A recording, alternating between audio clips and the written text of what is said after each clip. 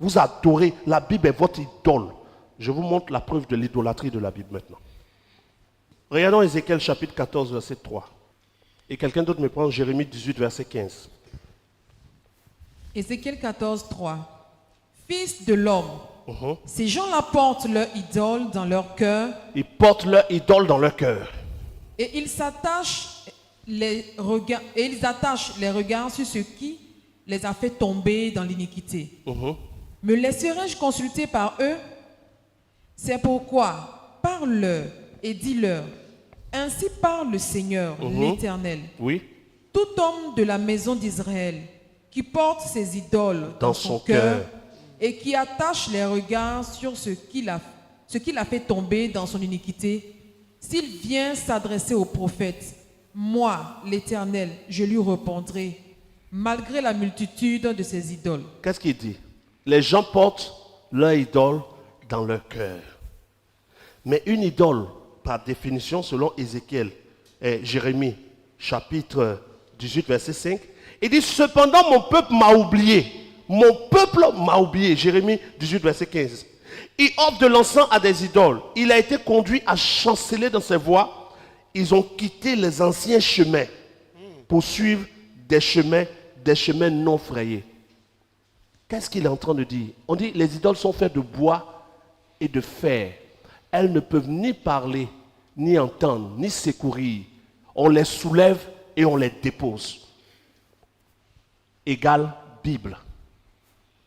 La Bible ne peut ni entendre tes prières, ni parler, ni voir. On la soulève et on la dépose. Elle ne peut pas secourir. Les idoles sont faites de bois et de fer. De quoi est faite la Bible? De bois. Les feuilles que nous avons sont à base de quoi? Bois. Les feuilles de la Bible sont faites de bois. La nouvelle idole de 2023. La Bible, on la défend tellement pendant qu'elle ne parle pas.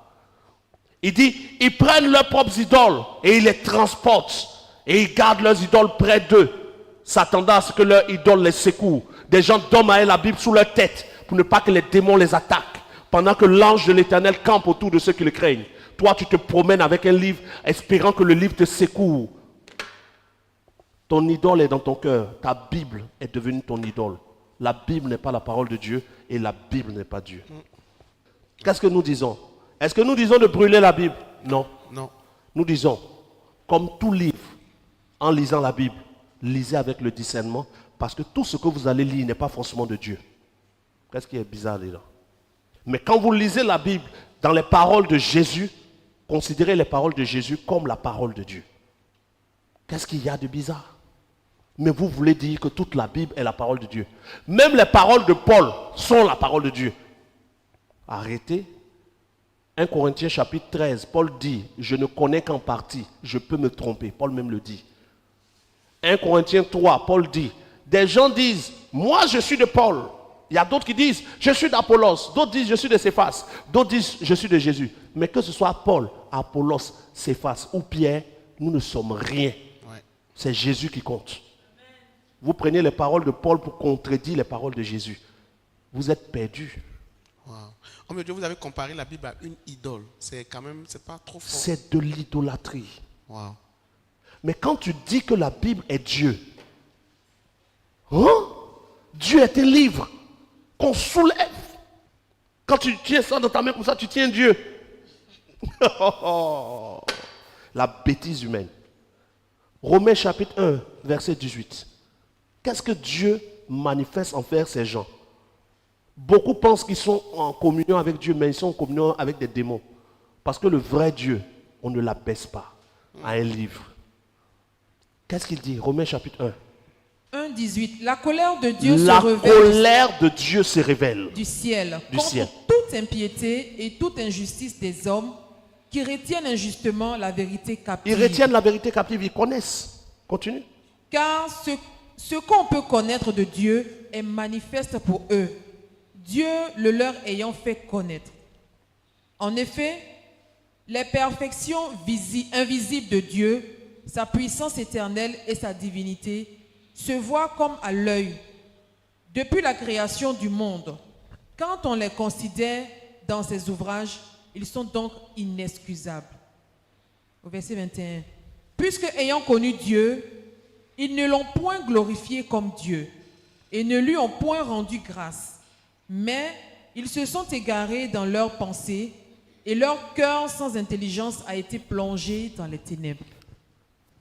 Se vantant d'être sages, Ils sont devenus fous. Se vantant d'être sages, ils sont devenus fous. ils sont devenus fous. Où est la folie? Lis la folie là. Et ils ont changé la gloire du Dieu incorruptible En livre. en image représentant l'homme corruptible, des oiseaux, Oui. des quadrupèdes et des reptiles. Ils ont changé la gloire du Dieu incorruptible.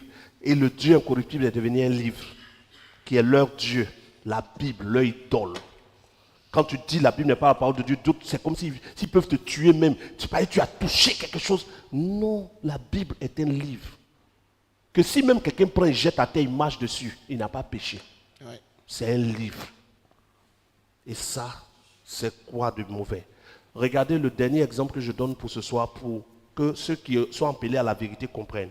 Actes chapitre 10, le verset 9. Le lendemain, comme ils étaient en route et qu'ils approchaient de la ville, Pierre, qui est Pierre? Il est celui à qui Jésus a dit, tu es Pierre, sur cette pierre je bâtirai mon église. Pierre monta sur le toit vers la 6e heure pour prier. Pierre est monté sur le toit pour faire quoi? Pour prier.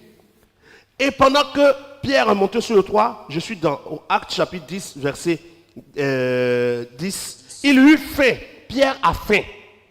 Et il voulut manger pendant qu'on lui préparait à manger. La nourriture n'est pas cuite. Il est sur la dalle. Il a faim, mais il est en train de prier. Et Pierre tombe en extase. Verset 11.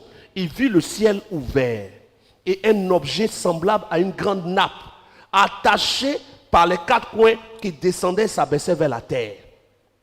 Et où se trouvaient tous les quadrupèdes et les reptiles de la terre et les oiseaux du ciel. Et une voix lui dit quoi? Lève-toi, Pierre, tue et mange. Mais Pierre dit, non, Seigneur, car je n'ai jamais rien mangé de souillé ni d'impur. Et pour la seconde fois, la voix se fit encore entendre et lui dit, ce que Dieu a déclaré pur, ne le regarde pas comme souillé. Cela arriva jusqu'à 3 fois. Et aussitôt après, l'objet fut retiré dans le ciel. Pierre est sur sa terrasse. Il est en train de prier, il a faim.